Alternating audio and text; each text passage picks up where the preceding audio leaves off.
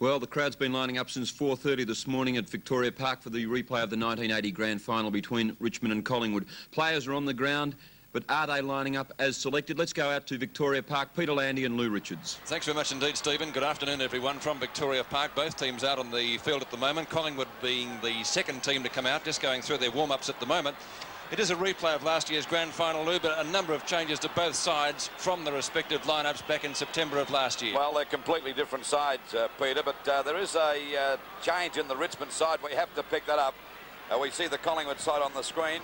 Apparently, Nugent, number 37, is not playing for Richmond. We can't pick up the player that has taken his place. We thought it may have been Taylor, but we've looked through the lineup of the Richmond team. Is Taylor out there? Can't see him, Lou, We I must can't admit. see him at the moment, but the ground itself, other than the centre, is in rather good conditions. Very sticky in the centre, the Richmond team.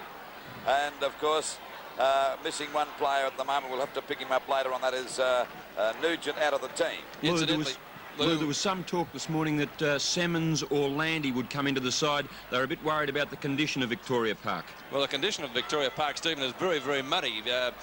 Frank Vardaniger, their promotions manager, told me that it was raining right throughout the night here, and the muddy glue pot you can see on the centre is going to be very, very sticky indeed, and the football is standing up right in the centre circle, so that gives you some idea as to how heavy the conditions here are this afternoon. To answer Stephen's question, and we notice we've got a yellow footballer, the one that the players complained about so convincingly last time, but the answer your question about Landy and Semmons, both of those players played in the reserves in the preceding match here today, Stephen. Richmond has 7 players not in the premiership side of last year playing this afternoon. Robertson, Tempany, Wall, Sarah, Nugent, Scrimshaw and Williams, or those two we just mentioned. Collingwood has 9 players playing today. Worthington, Toomey, Hanbury, Williams, Wiedemann, Brewer, Taylor, Cooper and Anea, who were not in the losing Grand Final side that went down to Richmond by 81 points. And there's no doubt that number 18 for Collingwood, Young, will have the job of tagging Kevin Bartlett, and apparently Young did such a great job on Blight last week that they've placed him in a similar role today. And Young, a very good, there he is on screen now, and he'll have the job, I should imagine, of tagging the very elusive and dangerous Kevin Bartlett.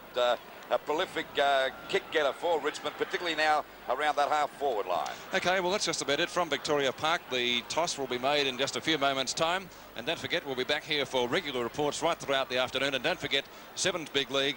The top football action of today is 10th round on 7 tonight at 6:30. But right now, it's back to Grandstand and Stephen Phillips. Thanks, Peter. We'll look forward to those reports through the afternoon. At the Junction Oval, Fitzroy and Footscray for his preview. Here's Sandy Roberts. Thank you, Stephen. Yes, and good afternoon from the Junction Oval in the reserves clash. Footscray, the visitors, 16-12, defeated Fitzroy quite convincingly, 10-15. A margin there of some 5 goals, and we're just about ready for the main clash this afternoon, a most important clash, Peter McKenna, for Fitzroy. It certainly is, because if they lose this one, Fitzroy, well, their chances will be nullified a heck of a lot as far as the finals go this year. I think it'll be a very tough game, Sandy, for Fitzroy. Footscray have shown steady improvement over this year, and last week they pushed Hawthorn for the majority of the game, and I think they normally play well here at the Junction Oval, and they've got some very strong, determined players, Wheeler, etc. And I think they'll push Fitzroy right out in the Sandy, are there any changes in the selected team? Footscray's first win for the season, wasn't it? I think in the 11th round. It certainly was, and they treated it like a grand final last year, and I think it'll be the same way today. But Fitzroy, certainly, they've got a lot to gain by winning this game, and they'll be hard to beat. A couple of interesting players in for Fitzroy. Lee Carlson coming in for Fitzroy, having gained a clearance this week, and Harvey Merrigan also back in the side. Well, it's good to see Harvey Merrigan in the side, a champion fullback, represented Victoria in that position and playing at full forward. He would have only played in that position 3 or 4 times in his career, but he's a very good competitor and no doubt will do well. Peter, you've been involved with Footscray and knowing that side pretty well. Can they win this afternoon? I think it'll be a very close game, Sandy. The wind is favouring one end, so it's whoever makes the most of when they're kicking with the breeze, because it's very hard to score up the other end of the ground, and I think that it'll be, as I say, it'll be a very nip and tuck game. Well, Gary Wilson is kicking towards the city, and Footscray are going the other way, the toss having just been decided. And just one interesting point that was down here at Fitzroy today, the committee of Fitzroy are asking people to sign a questionnaire. It's only a very short questionnaire as they each came into the ground. That was regarding Sunday football. So certainly the Fitzroy committee are doing everything they can to promote the game. But it should be a good clash here this afternoon between Fitzroy and Footscray. But now let's go back once again to Stephen. Well, thank you, Sandy. At this stage, we might go out to Windy Hill for a very brief preview of the big one between Essendon and Carlton. And over the years, they've fought out some very torrid battles. Let's go out to Bobby Skilton and Jack Edwards. Righto, thank you very much, Stephen. Here at the Essendon Oval, there was an immense crowd. The kids are sitting up on top of the advertising signs, and I think it must be a shut-the-gate situation about now. There is one change in the Carlton team. Bob Austin is out for Glasgow. I don't know of any changes in Essendon. Not at this stage, and I cannot pick any of the team that's out on the ground, but it really is. Well, it's not even standing room only. You would not be able to find a standing room. We see the toss. The conditions on the ground are such that umpire Peter Cameron had to throw it up again, and Mike Fitzpatrick has won the toss and is kicking to the right of our screen. And against the breeze, Bob. Against the breeze. It's not a very strong breeze, but any breeze is an advantage. Under normal circumstances, you kick with the wind. Maybe that Carlton will take it a calculated gamble and feel that it may freshen up. Well, the crowd here, as I said, absolutely magnificent. A lot of conjecture as to just who will take this game out. I noticed Mackay standing on the boundary line down here. I don't know whether he's going to take any part in the first start of the game. But I've told you the one change. Austin out for Carlton and Glasgow in. It appears apart from that, there won't be any changes. I noticed for Essendon, it's Bennett coming off. Looks like... And Schultz. And Schultz. So the Essendon team has selected Carlton, that one change. But a great contest about to commence here at the Essendon Oval. Thanks, Jack. We'll be going back to the Junction Oval, Windy Hill and Victoria Park right through the afternoon for quarter time, half time, three-quarter time and full-time summaries. And, of course, all the action tonight in the Sevens Big League at 6:30. We'll be back with more action on Grandstand right after this break.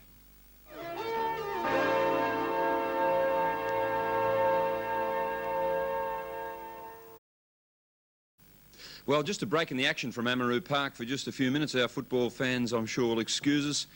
The first quarter of a number of league matches are very exciting, and there's a number of turn-ups. With the news from Windy Hill, Essendon and Carlton, Jack Edwards and Bobby Skilton. Well, thank you very much, Peter. The scoreboard at the moment. Stephen, I should say. Scoreboard at the moment.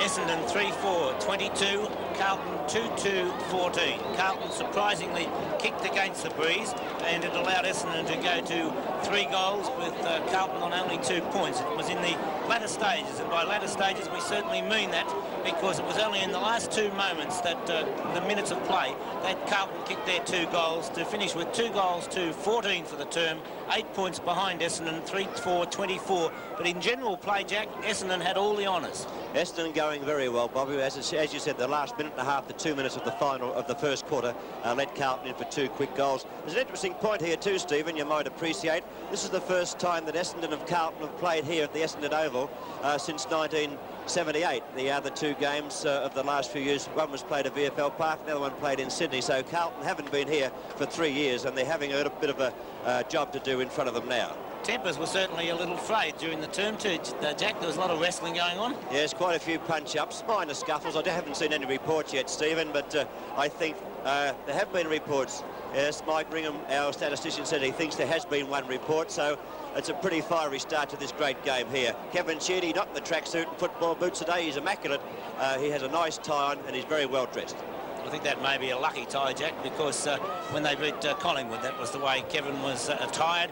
Now it's Van der Haar and Fowler, but Essendon have taken the lead by being first to the ball, but Carlton right in the latter stages. We see there how muddy the centre is. The umpires have been throwing the ball up at the centre bounce, but it's 3-4, 22, Essendon 2-2, 14 points, and it's back to Stephen Phillips. Thanks, Bobby. We'll be back with more football news right after this break. You're watching Grandstand on 7.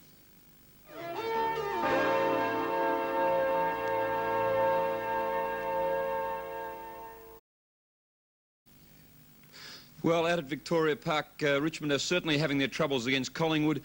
Peter Landy and Lou Richards are out there. Peter, Collingwood are getting back for September 1980. They certainly are at the moment, Stephen. Richmond looking a little bit slow in the very muddy conditions here at Collingwood, and you can see the score on screen, a 20-point difference at quarter time. For Collingwood, Dacos has kicked 2 goals and Davis has kicked 2. The only goal for Richmond has been kicked by Michael Roach, and that came from a free kick awarded downfield. 20 points the difference at quarter time. Lou, how do you see it? Well, we've had some great clashes here, particularly the one in the centre between Lee and Moore. No doubt that Lee has won most of the knockouts, but Moore has been a more effective player around the ground. When you look through the Richmond lineup, there's only one player really fined, and that's Rains in the centre. Had Rains not been there, I would say that Collingwood could have been 6 or 7 goals in front. The Collingwood defence is marvellous today, and Billy Picken doing a great job at centre half back. We saw one sensational mark taken there by McCormack, completely ridden out of position, leant back, and to take this mark, Dacos has kicked 2 goals. He's been a very effective player up forward.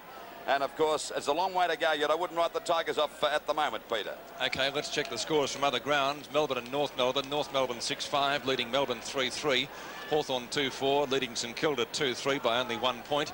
Fitzroy 1-2, trailing Footscray 5-3. Well, Footscray apparently last week played very well against Hawthorn, and had they obeyed Royce Hart's instructions in the final quarter, they tell us they could have won the match. Essendon 3-4. Leading Carlton 2-2, and those 2 goals for Carlton, I believe, coming late in the term. And Geelong 1-3, trailing South Melbourne 4-3. South Melbourne starting off like they did last week, but we recall what happened to them in the remaining 3 quarters. And so here interesting to note here to our viewers back home that Young's got the job of minding Bartlett. And Bartlett, wherever he goes, Young follows him all over the ground, and kicks have been pretty scarce for Bartlett up to this stage of the match. Right, 20 points the difference. Further crosses right throughout the afternoon. Don't forget Sevens Big League, though, tonight at 6:30. But right now, back to Stephen Phillips and Grandstand. Thanks, Peter. An interesting inclusion at Victoria Park. Michael Nugent out of the Richmond team. Into the side, young Brian Taylor playing his 2nd senior game. He's kicked something like 67 goals in the reserves this season, and he's on the bench. And the other interesting thing out of the quarter-time scores, Footscray leading by 25 points at the Junction Oval over Fitzroy. And if you recall, last year, 11 straight losses to Footscray, and they won at the Junction Oval, so they could do it again. This stage, let's go back to Amaroo Park.